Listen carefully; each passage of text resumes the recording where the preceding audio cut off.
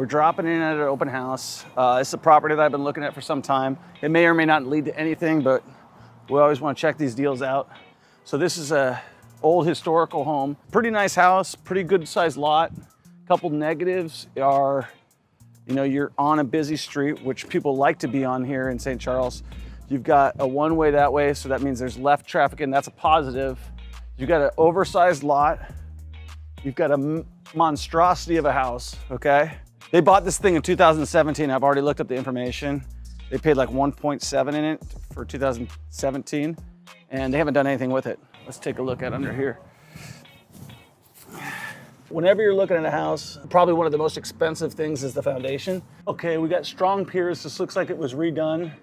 That's a good sign. You're gonna need a new roof, or you might be able to salvage some of that. You got a pool. That's gonna need to be replastered. You have a pool house. I'm looking at revenue types right now too. So ideally for me, I'd like to Airbnb this thing. Now, New Orleans changed the law because they're honestly being silly about this whole thing.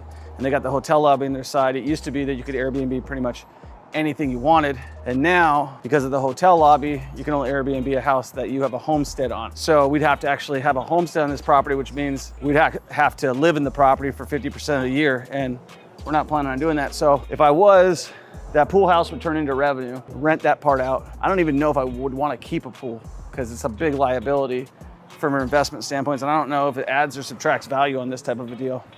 So we're gonna walk the whole house. So this is the first floor, as you can tell. It's a pretty house. Well, this is cool. This will show you the old chimney. It's old. I don't know how old because a lot of these would have been knocked down. But this shows you what their plans were to redo the fireplace to make it still a focal point. You've got this area right here, which overlooks the pool. Obviously, what I'm looking for in houses like this is is that adding me value or is it taking away value? How much is it gonna cost to fix and what can I do if I flip it and sell it? And you're paying attention to the beams. You got a beam coming all the way through here, all the way. That's your load bearing beam right there through the middle of the house. You got all these joists have been sistered. Nice bathroom here. So this is cool. This tells us a little story. 4.5 Aldrich real estate, something or other. So that's what it looked like in its old glory. Let's see what we've got going on here. Recent improvements, full landscape demo, tented for termites and pests, engineer consulting, foundation repair. So it looked like it had been recent. Main house roof repair, first and second floor demo. This is not very high level items except for the foundation money-wise. Kitchen opening large header added. Okay, that's a foundation or that's a structural issue. Pool house, roof deck, finish repair, exterior architectural plans, chimney and masonry flashing. Okay, here's their plans. So this is showing that it's a historic home and it needs to be kept as such. That actually is a tax benefit. It's called a conservative easement. Hey, and fancy seeing you here. What do you think so far? Do you like it? I don't think it needs that much. This is interesting. Well, because the floor goes up, but I would rather have it seamless. There's probably no reason for it unless they hid plumbing underneath there. So this is the master. Okay. It's your header. 1, 2, 3, 4 showers. You can't get clean in here. You're pretty dirty. Honestly, I wouldn't probably change the layout too much. Look at the ceiling. Oh. I don't know if you could see this. See? You can see to the second floor right there. So that's an insulation issue. Is that a bonus? No. Remember the house in Kansas City? It's not a bonus, it's an expense. So let's talk about what you see. This is my beautiful wife, Eden Kearns, the better half. And she actually is in study, interior designer kinda, I would say that. On the job training. On the job training. What do you think about vessel sinks? Oh no, don't do it. So what we have here in bedroom number 2 is the closet, and then here's your Jack and Jill. Can you explain what a Jack and Jill is? Jack and Jill is a pass-through. It services 2 bedrooms. It's a great way to utilize a bathroom in both ways and break up the space. Yep. And people like it. Yeah, because you got 1 bathroom for 2 bedrooms, and then here's your 3rd bedroom on this level. Look at all this patinaed wood. I mean, it's got the, ooh. See, these heights I don't mind too much. What's that? Come back, dear. So one thing to note, this is a flat roof. You've got drains like that, where they clog. We don't have any brush around here, so that's not a big concern, but they will clog up. Also, this is something you have to coat on the regular. You got some exposed wiring there. It looks like those were where they kept the HVAC systems. So you're looking at this thing, it's a monster. They said they did roof repair, I don't see it. Troy, what do you call that up there?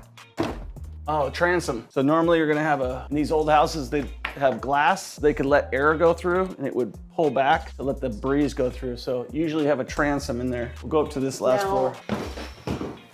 But this is where all the fun happens on this third floor. So this is just kind of like a utility storage area. Okay, we talked about this earlier. This is old wood, possibly some type of barge. Dumbwaiter or? That might be what this is, but this is that barge wood that sometimes they'll frame the houses out of. So you see you have reinforced framing right here. Barge board came from barges that they would take apart and build houses out in New Orleans. So. But this is where it gets really cool in this house. So this is all this extra living space. This whole third level is just whatever your vision is, and they've come up with several different living spaces, a second family living space, maybe for kids or. This is like an old library. And then here's they've got this virtually ideaed or vision as the office. And then you come over here, you have like a sunroom. Which you'd really want to open this thing all the way. Sure, absolutely, just vault it out. What? You don't even know what you're talking about. Why not? You can't? I mean, probably. Just vault it. Not all the way to the top. Just right here, get rid of these beams. Yes, yeah. So something like this, to make it a big space, it's pretty high, so you got about an extra 15 feet. Definitely vault it, but don't go all the way to the top. Wood looks really rough. What do you think on renovation costs? What would you guess? I mean, the way you do it, I mean, if you try to it's gotta be $1.5 million. I was thinking $1 million. Yeah, I would Something say. to that. Yeah, probably. It has to be. Cool house, muy grande project. Yep. I don't know what these things are called, but they're cool. These old chandelier things. Oh yeah, these chandeliers are just amazing. We didn't even go this far. Did you go to the kitchen? No. Oh, it's right here. Okay, right on. So kitchen, family room, great room. You'd want to see that opened up, right? Would you want to see that opened up? Or it's big enough that you don't need to open it up? This could be the whole, great room, and then over there is your formal. Right. Maybe you can cut it out a little. All right, so we got our kitchen here. And then you have like your formal. And this is your formal. This is such a monster house. One of the things that both you and I pointed out was a big negative on this property is proximity to neighbors, an apartment complex. Like, how are you gonna enjoy yourself in your pool when you potentially have 25 people looking at you on any given day? Right, and what you're doing in your bedroom. So that's a legitimate concern from anybody buying a multi-million-dollar house. And this one's listed at 2.3. 2.395, right? 2.4. Now, I will tell you something. For those who don't like Airbnb, if this could be used as an Airbnb house, we'd buy it. Yes. You're on St. Charles Avenue. That's actually the perfect tenant for somebody who's doing Airbnb. It would have to be commercial, Yeah. So then you could honestly have 22 people in here. So you might get like $5,000, $6,000, $8,000, $10,000 a night for something like this. And you would turn that into an additional dwelling unit that you could rent out for somebody else. So you could say this side's, $300 a night or $1,000 a night, but you're on the premier street in all of New Orleans. St. Charles is where all the mansions are. Having an address on St. Charles is like having an address on Madison Avenue if you're in New Orleans. Would you agree? If you're in New York. Mm-hmm. If you, Yep. Yeah, but being in New Orleans, it's like having, anyways, you get my point. It's just a highly desirable property. So what do you think? This pool stays or goes? If it's an Airbnb, it's probably very desirable. Right, and problematic. It is. What about people getting drunk with their kids? No, I hear you, but a lot of properties, all throughout Florida, they all have pools. So they're doing it successwe're Get insurance. Get lots of insurance. We're afraid of it. You're gonna get sued. You got a pool. It's a deep pool. You got a pool, you got Airbnbs. If we're able to do this as an Airbnb, somebody's gonna party, something bad's gonna happen, and we're in a litigious society. society, people sue you for their mistakes. So the history of the house was actually built in about 1866. So the second owner bought it in 1880, added the staircase, made it into the Second Empire style. So Second Empire referring to kind of what was going on in Paris at the time. So that was kind of the trend, and that's kind of how they wanted it to mimic that look.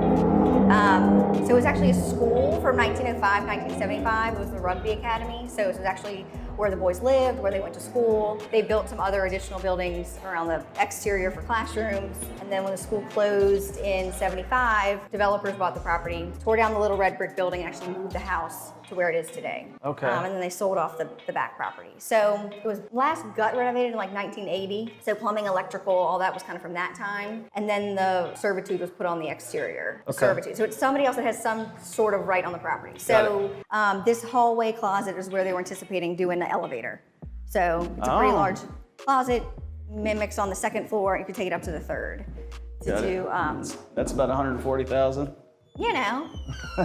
St. Charles, I was comparing it, it's like the Madison Avenue of Louisiana, or, right? Right. No, I mean, it really is as good as it gets. And honestly, this location on St. Charles is kind of prime also. Stuff is still walkable, but this is more of a residential area. So you're kind of really right in the prime, you know, luxury, high-end residential space in terms of just kind of having like a So dialed in and fixed up, what's it worth? 4. 4. Okay. Now, in Vegas, pools add like, depending on the house, like a house like this, it would probably add $100,000. Does that add value out here, a pool? Yeah, I mean, you know, it's so hot in New Orleans. Like, you really need a pool. People who are buying this type of house, they're going to expect So keep the pool. I would definitely keep the pool. And Have you guys had any offers on it? We've had several offers on it. Came pretty close to going under contract a couple weeks ago. She does have some flexibility on the price, but you know, she's doesn't have to fire sale it either. Mainly people trying to flip it, or? No, people looking to live here. Living there, Yeah, whether it's something they would live in forever or, you know, live in for a little while. Nobody's living in this house forever. I read the thing, it's like, this guy sold to this guy. Lauren, you guys did an amazing job marketing it. Thanks. I really do. Like, there's a lot to work with, which is great. Between the history, the architecture, you know, the kind of the legal aspects of the servitude. I mean, there's a lot going on. So I hope you enjoyed the tour of this beautiful house on St. Charles. We're back in Las Vegas, Nevada, and I crunched the numbers on the property, and it really just doesn't make sense to flip. The holding cost, the amount of money, the historical renovation, property condition, and all of those factors is what is preventing me from buying the property. If this property was an Airbnb, as I said earlier, we would pull the trigger on it, because St. Charles is the Madison Avenue of New Orleans, right? St. Charles is where everybody wants to be. This house needs to be restored. I'm the guy that can do it, but the problem is the city changed their politics. The city changed their politics, and they said, you know what? Unless you own the house, unless you live in the house, you can Airbnb it. Or if it's commercial, right? So this property, if this was rezoned commercial, which obviously we could put an offer on it, but they're probably not likely to grant it. Or if it was, for some reason, they just changed the rules back to what they were before, then we'd probably have a deal. Because I have a house right down the road on Jenna Street that we rent out from anywhere from $600 a night to $900 a night. A house like this one that we just looked at would rent $5,000, $10,000, $15,000, $20,000 a night. Plus, if you didn't know, New Orleans is one of the biggest places that Hollywood shoots movies at. And I guarantee you, people would love to shoot movies in an awesome house like the one we just saw. I want to give a shout out to the agent who helped us out, let us see the property, and was totally kind with her time and allowed us to videotape her listing. I hope she sells it. It's a beautiful house. Whoever buys this property has a ton of work to do, but is going to have a beautiful house that's going to be worth millions and millions of dollars, and will probably never go down in value, and will be historical for years and years to come. If you like what we had to say, make sure you hit the subscribe button, make sure you hit the notification button, make sure you comment below. If you'd like to see anything else that we've got to talk about, if you'd like us to come to look at other houses, comment below. We're an open book. See you on the next time.